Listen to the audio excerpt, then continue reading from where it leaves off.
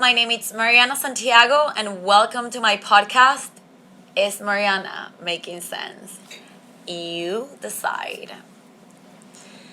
Episode number 3. No is no. And I feel like this is something so important that we sometimes forget.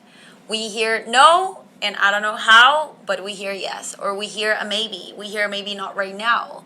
But no is no. And one experience in my life that made me realize the importance of stepping up and saying no was for the ones that know me and have listened to my speeches, know that I went through a sexual harassment. Thank God it wasn't a horrible thing, but it was not a great experience. And I feel like one takeaway that I can take out of that experience is that if I said no from the beginning, it would have made a completely different scenario, like a completely different situation. And not to tell you a story, but it was a coworker. I was very early on that job, for like very new in the country, and somebody was grabbing my ass.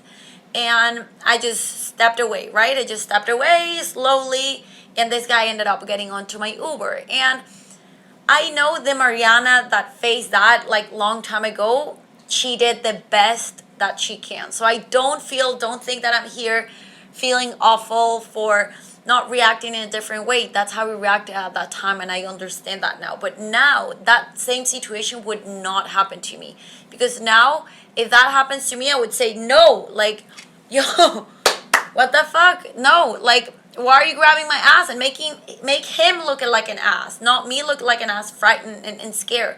No, but that's my takeaway of that experience, and that's why I want to share it with you now. No is no, and I feel like when we say with power and like with a meaning, true meaning, people listen. And the reason you may ask, well, Mariana, why didn't you say no? Because a lot of people say it, or why didn't you like step up at that moment? Again, I was so scared. I was new in the country. So many reasons that I don't have to explain. But I also come from a culture when we would allow more contact. Not this type of situations, of course, but in Latin culture, we tend to get close to each other. We give kisses. You know, when people are drunk, they make it handsy and would just like walk away and say, oh my God, that person is just like, oh. When he gets like, don't get near him. When he's too drunk, he just get handsy with everyone. And that's how we deal with those type of things, right? But again, coming from that background, here I've learned so much. And again, that experience has made me grown so much. I've been here 6 years in Canada, and I am so grateful for learning so many things that they're giving me a different perspective from my entire life, and I love it. But keeping it to the point, it's so important to say that word. We don't know the power that it carries, and it's amazing. And I feel like sometimes, again, we are afraid, we're ashamed, we don't know what the other's gonna say if we say no. And again, we gotta honor that no. If we don't feel comfortable, if we're not feeling it, we are entitled to show what we want. So whenever I talk to my friends, and not even before this happened, we talk about things or situations that we have seen ourselves involved in, that we didn't want to be in, especially again with men or like with guys that we were like going out with.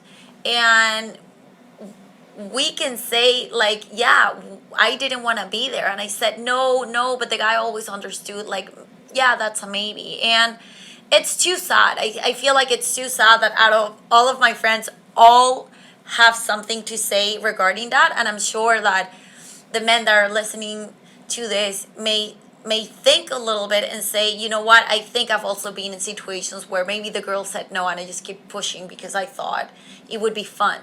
I'm not saying that any of these actions are coming from like a bad, like from a from a bad perspective or from a bad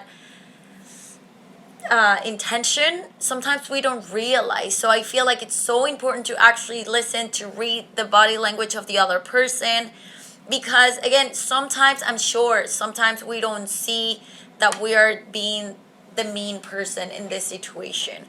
And I've gone, one thing that it has impacted me here in Toronto is that sometimes you go to bars and you go to the restaurant, to the washroom in the restaurant and or the bar, and you see that in the back of the stool door, it says, if you feel like you're in danger or you're not comfortable, go to the bar and call for Brenda. And this is a code for you to say, help me.